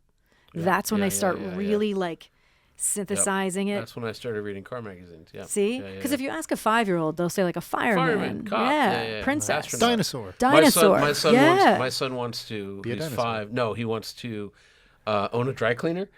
Right. And by the way, because of the pandemic, he's never been to a dry cleaner. Right? Seriously. Own a dry cleaner, be a fireman, and a paleontologist. Right. That's his and they all have the dinosaur face. Oh, of course. So anyway, so that was the idea. So that explains the STEM portion. Right. So I announced in fifth. So STEM is science, technology, engineering, and math. Correct. Yeah. I know people like to push STEAM. I don't know what the A. Add arts. Arts. I just don't get it because like it's STEM. Come on, STEM. Thank you. Yeah. But specifically it's STEM education for girls. Correct. All right. So then now let's talk about why don't you make your life a little bit harder? you're trying to push science and girls. Like, what else could you make this more complicated around racing? Because that's like the very ambitious goal setting. I mean, yeah, when you point it out, it is. But I didn't think about it that But way. it is a real problem. It's a I mean, problem. I remember, we didn't get to talk about it with Ralph, but like a friend of mine who works at Art Center said, hey, Yeah. we need black students. Yes. So can you help us figure out a way to recruit black students? I'm like, Right. I'm going to ask Ralph. He's Yeah. my friend who's a black car designer. Exactly. And Ralph's like, yeah, we have that problem too. I don't know. Exactly. I don't know the solution. Right. And usually, Because black kids in America are growing up, they don't know. Like, for some reason, white kids think like, hey, I could be a car designer. Black kids aren't thinking that. correct. And You so don't know what's possible for yourself. And with women in cars, Right. yeah. And women historic, and it is biological. Again, I've done a ton of research. Women need to see other women. And course. it's not that men are holding us back. Women hold themselves back. That's why, to date ourselves, when Sally Ride, Sure. girls went to space camp. Right. Girls could have gone to space camp. And as I like to say too, like white men have always seen themselves. You've always been president. You've always been an astronaut. Yeah. You've always been a doctor and a lawyer. Well, and I always say Yeah. this when I looked in car magazines in the mid '80s growing up, it was a bunch of white dudes. White dudes. And it made sense. Like that's something I could do. I could do. Yeah, You didn't yeah, see yeah, yourself. yeah. And so you don't know the idea of being different because you've never seen different. And so right. even though the reality is they were always available to everybody, because I don't really think that people have been actively keeping people out. Really. I mean, okay, women couldn't be in the IMS paddock until 1971. It was an actual fence. Really? Yeah, 1971, the first woman, and Imagine. it was a journalist. And how funny is this though? Because you know that as soon as they let women in 1971, and there's people that are still around today Oh, yeah. that were probably like, "Oh my God, what's next?" Yeah, exactly. And like the craziest thing is, my team was 50 years later. That's wild. 50. Wow. Yeah. So It takes a long time. When you put it, because, again, we're old enough that 1971 doesn't sound Doesn't that sound long like it's that until you long say ago. 50 years It's like, ago. oh, yeah, that's a long time. Yeah, and That's a really women long time, and yeah. Lynn St. James will tell the story that she'd be at IMS with her friends, and like you walk up to the fence, and it's like, oh, and she had to stop there, and her male friends could keep walking. What was into the paddock. point? I mean, I know it's a Drive rule. the men wild before the Right. race, right? The hormones, oh, right? Like, right, you get- right. I think it's it a was- lose focus. Come on, Right, Johnny. right. It was always under the guise of safety. Oh, because Distraction. Yeah, women exactly. could get. No safety. That like, oh, this is men's work. It's so difficult, right, and we don't right. want you to get hurt Yeah, right, because right. your ovaries. Right. You have to keep them. Yeah. secure. Well, no, look, I mean, I always forget her name, but the woman who, was it the Boston Marathon? But the first woman to run the marathon, like they were yeah. convinced her uterus was going to fall out. And Oh, is that what it was? And then, yeah, and then And a they're, guy, like, pushing her, yeah. was like Tackled her. literally was tackling her. Luckily, she was dating a bodybuilder who happened to be running behind her, who grabbed Oh, the guy and wow. like threw him. Yeah. But that was like 70. Yeah, 69, yeah, 70. I mean, it exactly. wasn't long ago. Yeah. Like. I mean, and there's always a thing of like, like the boys' club, and we just want this for ourselves, and Yeah, I've never been a part of that, but what blows me away, because we say like female racers, you already mentioned Michelle Mouton, Denise McCluggage comes Yeah. up, everyone knows Danica Patrick, but there's not that many. But the ones I do know, they're good, and Yeah. it's like it's crazy if you don't get like huge half the population, exactly. you're not getting the best people. And in fairness, too, I mean, racing is so different than it's such a business now, different business than Yes, it was yeah, then, yeah, right? yeah, Then it was sure. absolutely just like a sporting effort. That's why there were 50 or more cars going out for it, because literally somebody could have their car that they worked on in their garage within Yeah. Indianapolis, No, and the they're money pushing is it out. insane. Right. Yeah. So it's a full-on business now. And so, like any other business, like you look at any other board, like diversity on any board, you're going to have a more successful company. And so the same thing with a race Yeah, team. yeah. You want better ideas, hard but workers. just a bigger talent pool. Correct. Like, You're you know, leaving half the talent away. Yeah, Half like the I raced Pikes Peak this year. Oh, cool. And Lonnie Unser Yes. was my she was in the class with me. Yeah. She crushed me. I mean, Yeah. it was humiliating. She's really good, yeah. Just because she was 26, more Right, than right. she was a woman.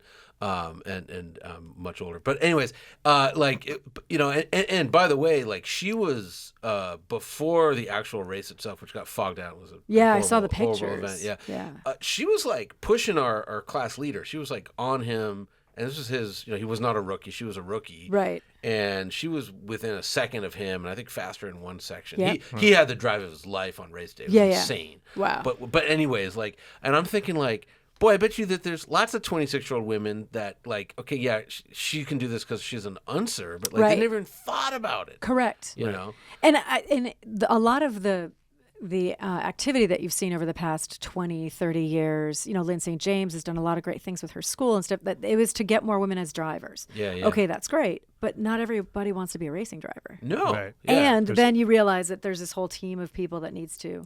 And again, Lonnie's team, I think, was 100% men. Every team in my class, crew chief to every 100% guys. Right. I mean, and it's not like it's a brutal, like these are all tasks that women could do. I mean, Oh, 100%. Like right now in the off season, I'm going to look to hire a fueler, and there's certain things that you need a certain physicality for. A fueler needs to be tall. Yeah, but there's women that are tall. There's women that are tall. You can get women that are different and athletes. I know lots of guys that are too short and too weak to pick up a fuel can. Exactly. Yeah. So like for something like that, like I'm being very, conscious about like, okay, maybe I can get a woman who rows crew or a volleyball player or a basketball plaplayer. So, and this is your team, Paretta Autosport. Yes. You are. I read somewhere more than 65% female. Yeah, last year was 70. We lost a couple, so because two people went on to other teams, which is fantastic. 65%, including my commercial team. My entire commercial team is women as well. Okay. So last year we announced the team in 2021. So basically, the way that this team came about. So I tried to make a run at it in 2016, announced it in 15 under the name Grace Autosport. Yep. And at the 11th hour, I had to pull the plug because there was an equipment shortage, kind of like what there was this year too. I mean, not for me because I knew it well earlier. The circumstance is a little different, but case in point, you saw 33 cars go out for the 500 this year. In 2022, the same thing had happened in 16. It was this perfect storm of a year too. There was some at the end of 15, some cars had gotten tubbed, so teams didn't replace them. So there was just a shortage of chassis. Mm-hmm. I had a deal with a team that then kind of went sideways. So I was just like in the thick of it. And with literally 3 weeks to go before the race, I pulled the plug because the equipment wasn't wasn't going to be, I couldn't guarantee that it was going to be safe, competitive, anything else. So I pulled the plug. Right. So I took a bit of time sabbatical. My father was sick. I was his primary caregiver. So that was in 16. He passed away in the fall of 16. And basically, like then I was like, all right, maybe a year or so later, all right, let me take another run at this. Then I even looked at sports car. Like let me figure out an easier way to get into this smaller budget. Right. Because I do of course love sports car. And then lo and behold, I'm doing other things, doing some consulting work, and then Roger Penske buys IndyCar and the Indianapolis Motor Speedway. Yeah. Of all things. As you do. And in fairness, in 15 and 16, in 15 when I made the announcement, we talked and he was going to run us in 16. And then at the end of 15, it was Montoya and Dixon at the championship at Sonoma, and it was Montoya's to lose, and he did. And so literally a month later, Roger called me and he's like, I can't run you next year in the 500. I'm just going to run our 4 cars or 3, whatever it was. He's like, I really want to win the 100th. So he gave me plenty of lead time. Right. Okay, fine. So, but he's like, but whatever you need, I'm always here. Like if you need a transporter, like he's always been that kind of guy behind the scenes. Great. So fast forward to he buys the series and the Speedway, and I'm working on maybe a GT3 program, let's just say, in IMSA, and they make this announcement in the summer of this race for equality and change. So I think I texted him. I'm like, hey, what's this about? And he's like, we should talk. So we talked, and I said, what's your plan? And they honestly, I mean, I'm not telling any tales that you can't figure out. They didn't really have one. Right. And I don't mean that like as an insult. I mean it like God. Look, how do you start from nothing? How does the ship ride its own course? Exactly. And it was kind of like they were calling their shot. Like we know we need to do this, and we're going to figure it out. And so I said, so I actually pitched him. I said, hey, listen, I'm working on this IMSA thing. So what if I did this, and then I go to Indy Lights, and then I go to IndyCar? Would you be able to help me? Because I need some help. And help wasn't money. Help was, technical, this and that is what I was asking. He's like, I'd really like for you to be an IndyCar now. I was like, well, but how? And he's like, let's work together. He's like, we can have a technical partnership. He's like, we'll run you at the 500. Wow. And he said, if you put a team together, who would you want as your driver? And I said, Simona de Silvestro. And he goes, she's really good. He's like, she beat us in the rain in Bathurst. V8 supercars. And so like it was without hesitation. And I still can't believe he knows all that, but he does. Yeah, go ahead. Oh yeah. He's like, I remember this one race. He's like, it was raining, and he's like, who was that out front? He goes, it was her. I was like, oh, okay. I mean, it was just real quick, more Penske. Yeah. Like I was with Porsche at Daytona, and they had the new 963, so it's going to be the LMHD car, and Roger came out because it was like, Because he's building them. He's not only is he building them, but this is like they got to put like 30,000 kilometers on the car, and this is like 15,000. Wow. They're up against it. Yeah. It's everything's behind. They're having problems. But anyways. Yeah. But like we're listening to him, ask like questions about the hybrid system and the integration of the transaxle, and like, he's asking like the level of like when the engineers talk to each other, it's right? Like that level questions, and I'm like, this is just insane. Like, yeah. And again, I'm a nobody in this business, and he didn't recognize me, sure. And then he started apologizing. Oh yeah, last time, at Acura, like, yeah, I was like, that's insane that he remembers that, yeah. So it's just he does crazy. have skin in the game for most of these things he's asking questions about, though. Unlike no, but he's a racer. He's absolutely a racer. Yeah. He wants competitive edge, and like we got him talking about his his Porsche RSK, and it was it was not on topic, but it was incredible. Yeah, so. We are rapidly running out of time. But we got to a good place, which is we talked about how you have Paretta Autosport. You ran at Indy last year. We did. You are. I want just a question, because it was about the future of racing. We just talked about your glorious sort of history. You've been at Le Mans. You were at Le Mans in 2013 when Audi was running in the top level with the e-tron Quattro, and Toyota's running hybrids. You guys were running a gas-sucking 8.4 liter V10. It was Viper. barely lumbering. It was like a breeze. And then your driver, Simona, she has been racing everything, but also she's raced Formula E, which I think is unique, I think, in the paddock. But you have not done any kind of hybrid or not electric? Yet. Not yet. What's your stance? You love it? You hate it? You're open to it? You're like, me. Can I preface it by saying we asked Roger very specifically about EVs at Indy 500, and he said, I didn't buy the Indy 5. I didn't buy Indy to run electric EVs at the 500, something like that. Yeah. It was great. It was a great quote. We're gonna go hybrid. Is the next step. So I do have some thoughts about this. So I was actually consulting with a French racing fuel company for a couple of years, and so I got to know a little bit about that, because in fairness, in all my racing, it's called ETS. Okay. It was Esso Technical Services. Okay. Right. ETS. So like they make the fuel for like the F1 teams and stuff.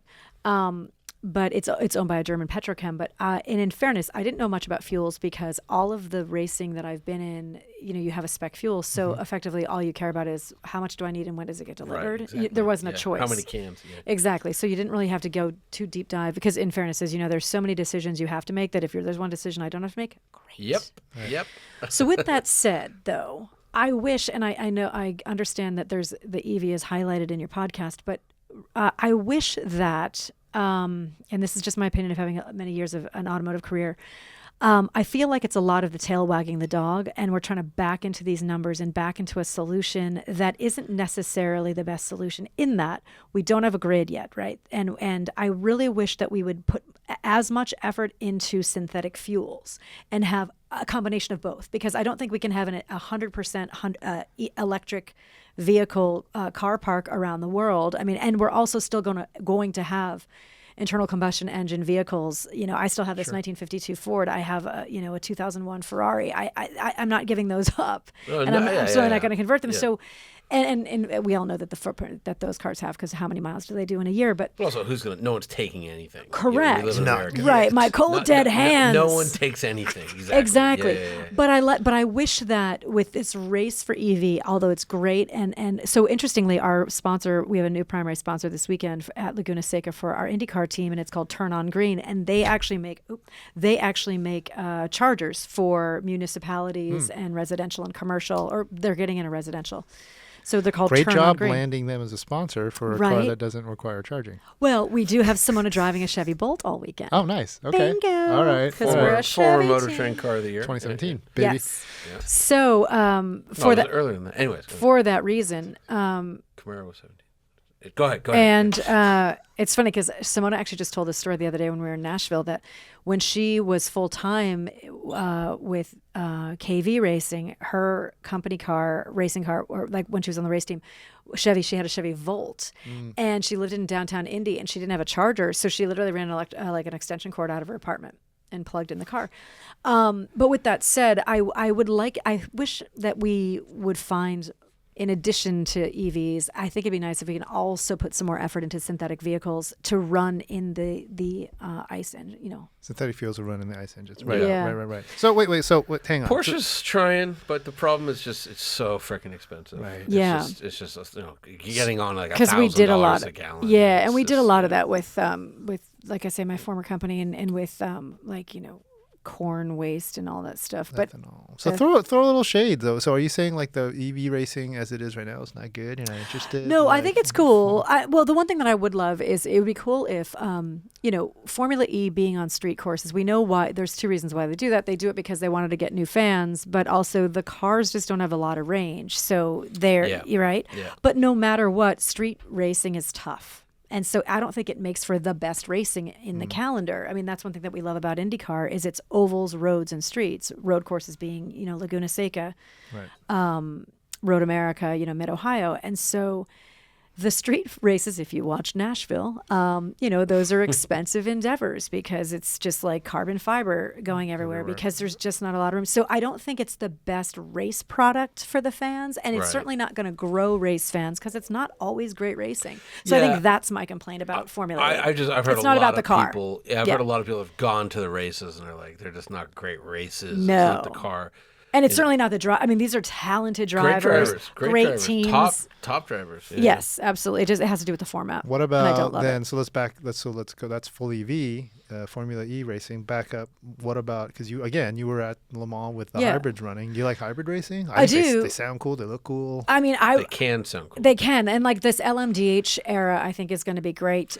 I heard the Cadillac, like it is so over the top sound wise. Like we were at Daytona, and we were on the left side of the track, by all the infield section, on a bleacher, and you could hear it going around the backside, and like the Acura was there and the Porsche was there. Couldn't hear them once they were past you. Right. The Cadillac was just like literally could not stop hearing. It was so loud. That's awesome. It's a NA motor. It's it's a 5.5 liter. It's just insane. We would love. It would be such an honor if our team could get a chance to be part of that. We'd love to, at some point. Who do we need to call out? Who Penske's in there, just tell for the Roger. Cadillac, that would be Mark Royce and Jim Campbell. Mark Royce and he's Mary our Barra. buddy. We know Yeah. Mark. I know Mark. Yeah, we know him. Yeah. Mark, well, I make mean, it happen. look, this series is also what's crazy about this LMH. These names kill me. We'd also take a Corvette. I mean, we just would like to be back in IMSA. I think it's LMHD. No, DH. DH. All right, sorry. Le Mans, I should Daytona, know about this. Yeah. Hybrid. Hybrid, Okay. and this is the next generation of endurance racing. But also, top because spec. they do exactly. You can do IMSA or WEC. WEC, But what's crazy about them is the cars aren't that much money, relative. It's like 2 to 3 million for a endurance that right hybrid. here. No, but for a race team, it's not. It's not bad, and the fact that they're making them be globally a Yeah. global platform is really Right. helpful. Yes, Because, of like in course. fairness, like when we did Viper, that was GTLM, which is effectively GT Pro or GT1. We had two cars. Like there's two cars and then spares. Like we built two, and so the expense of that is so crazy. Like there's no shared platform. Eventually, we had a GT3 version, but still, I mean those cars and that whole budget for that year, it cost me $3 million just to go to Le Mans. Yeah, one race. One race. I mean, mostly because your people are there for 30 days, and but still, yeah. But I mean, racing is just horribly expensive. Well, like they say, right? How do you make $1 million racing? Yeah. Start with 5. 10. Well, I'll 10, tell you. yeah. I mean, having done Pikes Peak, let me tell you, to lose money is. Yeah, in seriously. Pikes Peak, I'm Jesus, living. I mean, yeah. it's funny, like to see like how much like I spend on tires. Yeah. But to that point, like when we talk about like sustainability, like Firestone, they just debuted at Nashville a sustainable material in the tire. And I think what I love is racing was always that, right? Racing was always this incubator. It's a living lab. It's where they invented the rearview mirror, things like that with crash cells and analog brakes. breed. Well, also, Absolutely. I asked. I got to actually transcribe the interview. I asked Penske, Roger. I said, does racing still sell cars on Monday? And he was like, absolutely. It does. Absolutely. It does. He was convinced. And there's He's certain like, brands that I think do a much better job of that. You know, Porsche being probably the Ferrari, best. Corvette, Ferrari, absolutely. yeah. Corvette has done a great job. I mean, we just had this thing at Lime Rock. They just were celebrating the 70th anniversary of Corvette. And any IMSA race, if you go to them, for instance, as an example, you look at the car corral. Right. And those people just feel, and rightfully feel, like they're an extension of the team, and they should. Yeah. Right. Yeah. Right. So we talked about we covered there's good answers there. We're not quite there yet with the future of racing. What is Beth? What is Paretta Autosport's future of racing? You're gonna win Indy at some point. Oh my God! You're gonna get your Rolex at Daytona. Right, maybe right, one at Le yes. Mans. So what is it? But chart it out. I Listen, mean, because you did start at the let's be clear, whether Penske pushed you into it or not. You had a plan like I'll start with the Indy Lights and go into the but now you're not even that sports car then Indy Lights. Right. Yeah. But now so for everyone at home that thinks I'm a complete like nutter, like no. Like I actually had a very more normal Let's plan. grow the business, right? Yeah. Right. But you're shooting for the moon. Yep. And we hope you'll get and we there. support that. And so Thank what you. what else what other Milli Millia you want to tick off? Got it? Yep. Like what else you got on your plan? Bathurst to attend, not to run. I mean, Okay. I would run, but no. I mean, if I could have my also want to druthers, attend Bathurst. right? Yeah. If I had my druthers, we would be a full-time IndyCar team. Ideally, I'd have 2 cars, and I'd want a full-time sports car team. That's if I could like write my and I'd own a couple dealerships. Okay. Yes. All right. Just And that's the retirement plan. One's Right. got to fund the other. Right, and exactly, and I wouldn't have a boat. I'd have a friend with a boat. Right. Well, yeah. Exactly. Friends with boats are the best. Exactly. Absolutely. Well, I want to end this, but I want to go into a quick lightning round because I had a ton of questions. We answered most of them. Ed went crazy. But the future, though, and why we're different is because we're mostly women, right? And so people have never seen that before. So last year when we were in the Indy 500, when we qualified, we made history when we qualified. Right. And it was the first time in 110 years that a majority women's team was on the grid of the Indy 500.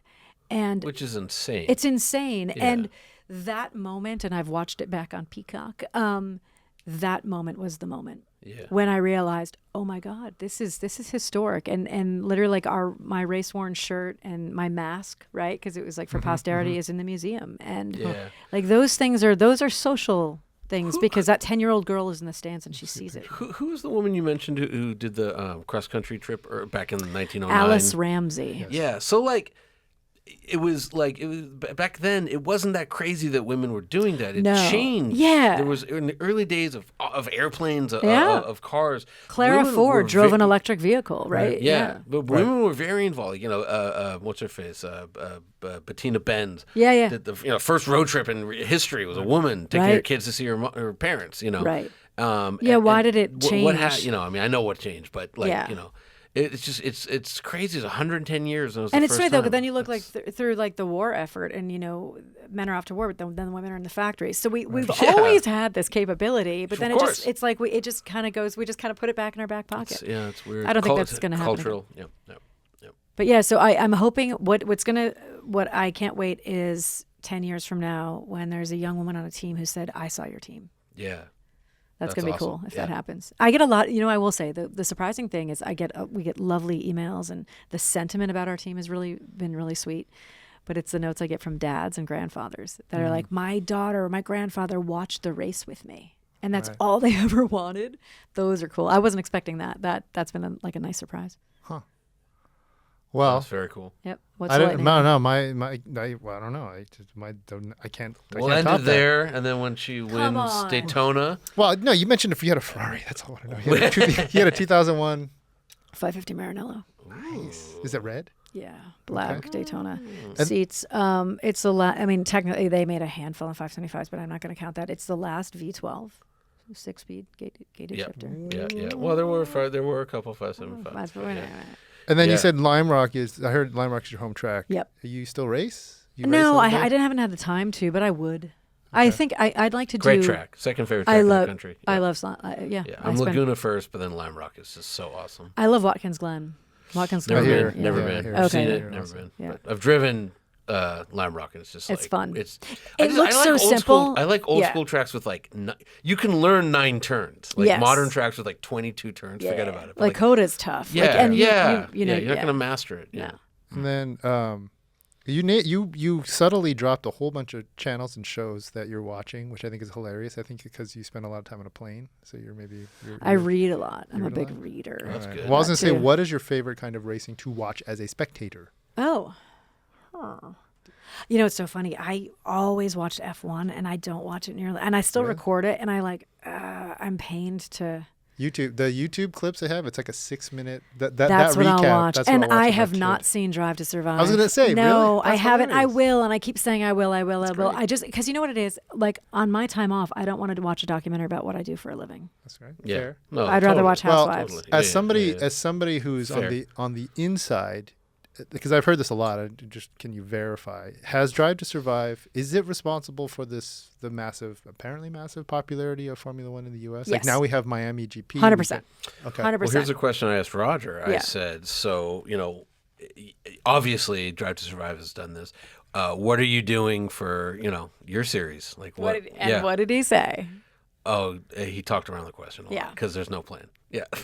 Well, there's allegedly a plan. Yeah, And there's yeah, been yeah, allegedly a plan. So we'll see. And I've actually been courted by some people for a documentary about a few times I've been courted about a story about us. I will say, so I went to COTA last year. I've been to COTA a million times for Austin for F1. I was there the first year, the inaugural year in 2012. It's funny, and I'm going to quote the sage Bill Riley, who built our Viper race car. I remember years ago pulling up to it. I was going to a Grand Am race years ago. It was actually probably 24 hours of Daytona, but like when it was Grand Am. And Bill Riley said something that I always remember, and he said, "You know what's great about Grand Am? Ample parking." That's not what's I great. mean, I know that sentiment. There are some events you go to where it's like it's not going to be a hassle. I will say that's not the case Yeah. anymore now that it's merged with IMSA. Right, It's changed. right. But I remember him saying that. But I remember being at COTA a few times, and it was like navigable last year. Oh, bananas. Yeah. Oh my God. I remember coming over the crest of the hill from the hotel, and I was Yeah. like, son of a, like, and it's the Drive to Survive effect. Yeah. And I remember getting to Detroit Metro to fly to COTA, and I actually they were out of rental cars, so I actually flew to San Antonio. And I remember being at the gate at San Antonio, and there's all these yahoos with their McLaren hats and their this and their Mercedes tees and whatever. And I'm like, oh my God. And I'm hearing them, oh, you're going to the race, you're going to the race. Like, oh yeah, I've never been. Yeah, I've been watching Netflix. And I'm like, oh God, it's happened. And it's what we've wished for. And Right, now it's that's upon happening. us. Well, real quick. So I went to the Miami race and like, Same. wow, like Yeah. that city was ready for it. But what Roger did say, I remember, he Yeah. said like, is it going to be like that in 10 years? And no. that's a good question. Well, it could be if it stays popular. Well, it could if they handle it the right way. Yes. Because in fact, but like adding Vegas, It's so smart. But yeah. yeah, I think yeah. I think Vegas Vegas is is the going to be one. good Yeah. because in fairness, people globally will go. Well, not only that, Vegas is set up. Like I last time I Got was the in Vegas. infrastructure for it. As does Miami. Yeah. Right. Like, in fairness, that Dolphin Stadium, like the fact, like the way the traffic moved in and moved out, it was like, Could have been a lot worse. It could have been a lot worse because you also realize, these people directing traffic. This isn't their first day directing traffic. It's first time at a race. Best place that directs traffic out of major event is Indy. It is. It's- This is the they- thing and that's nobody why gets it. last year at COTA, when we were coming out, Yeah. it was like 4 hours, and you could just see like Yeah. Twitter, F1 Twitter, and then you're seeing like Bobby Rahal, and like all of us who are there, and it's like, oh, you're here too, and we're like, we get people in and out of the speedway, more people in and out. Right. No, I was just saying, last time I was in Vegas, like we couldn't. It was my wife and I were having a hard time finding a hotel room, and I got to I'm like, what's going on? And they're like, oh, the NFL draft. I'm like, huh? They're like 2 million people come for the NFL draft. I'm like, Do they what? really? For the draft? And it's just it's to get drunk and wear your team colors, yeah. but still, like F1, and it can handle it. Like, Right. That city can handle. These so it's gonna cities that be- have that, in fairness, like we have in IndyCar, we've added Nashville, and so when you add those kinds of cities that party towns. and they're hospitality towns. Yeah, exactly. hospitality towns. Right. That's a Nashville is much the better way to say it. Yeah. is the bachorette capital Yes. of the. Yes, oh I read my that God. article. Yes, I did. The amount of sashes and tiaras. Yeah. Oh. Sounds like a good getaway. Yeah. So look, I'll just end by saying, if you want to do any kind of ask Penske wants to help do some kind of series around your racing effort. Yeah. We work for a company that Yeah. has a globally distributed video operation. yeah. I think we could find some way Yeah, to work yeah. together. So let's have that conversation. I think there's stories to be told. So I am obviously I'm going to sound like I'm biased, but it's the opposite. I'm in IndyCar because of this. I think it's the best open wheel racing. It's Because insanely good. Yeah. it's this, the championship goes down to this weekend. It has been that way for the past like 14, 15 years, that it's to the last race. But how many different race winners and how close is the field? But the thing, again, that I think the secret of Drive to Survive is they stopped pointing the cameras at the cars and started pointing at the people. Right. And this is my point about the team. Yeah. Like I wanted to lift the veil on the fact that, like I always say, my team's 30 people. Like last year it was 30 people. One is a driver. 29 are not a driver. Right. And they all have Yeah. stories. Let's do it. Right. Let's do it. Okay. Sounds like a plan. I'm in. Well- Are you going to? You're going to be at Daytona, obviously. I will be there for a meeting. Cool. I will not be racing, but I'll be there for a meeting. Cool. You going? I'm definitely. I Going. love that race. Now that I saw the cars running, I again, the Porsche is cool. Probably going to win. It just based on what I saw, the 3 cars running. But like listening to the Cadillac is. I can't wait to hear it. I haven't heard it in person It's yet. absurd. It's like they basically took like 3 Le Mans Corvettes and Wow. shoved them into the. It's so That's cool. loud. And when it changes gears, it's insanity. It sounds like a battle. I do want to. You were asking about the Audi at Le Mans, and I remember when No when noise. it was the e-tron, and I remember it being like 2 a.m. and in the inside of the Mulsanne Straight, and like waiting for it, and like being way up on like on the guardrail, the Armco, and just like seeing the lights, and then the whistle. Right. It was just the whistle of the wind. But then the Corvette falls behind it. Yeah.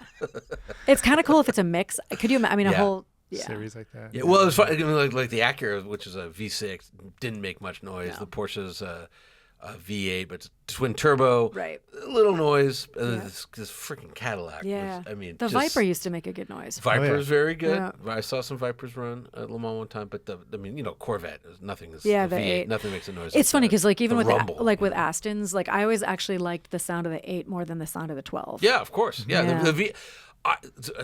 We can keep talking forever, but I got to drive around the Nürburgring for like a parade lap before the Nürburgring 24. Oh, cool. And I was all excited because I was following a Vulcan, which Yes. is crazy Oh, wow. 7-liter V12, Yes. the coolest Yeah. thing. But there was a GT4 Vantage next to it that was 50 times louder. Yeah. Like Yeah. and the Vulcan's not street legal, Right, so right, it could right, be right. as loud as you Right, want. But right. this GT4 and the guy Paul Barrett, I don't know if you met him, No. but he was the engineer. Oh, cool. I'm like, bro. He's like, yeah. You I know? think that's cool. Yeah. So V8. I would still, but I would buy that car. I would buy a Vantage. Oh, yeah. Yeah, No, like we- the old. I many like the Astons older. I would buy. We had a body. guy. We knew a guy selling one. He already did. Yeah. But I would buy many Astons. Yeah. Starting with the Vulcan, probably. Yeah. Well, listen, Yeah.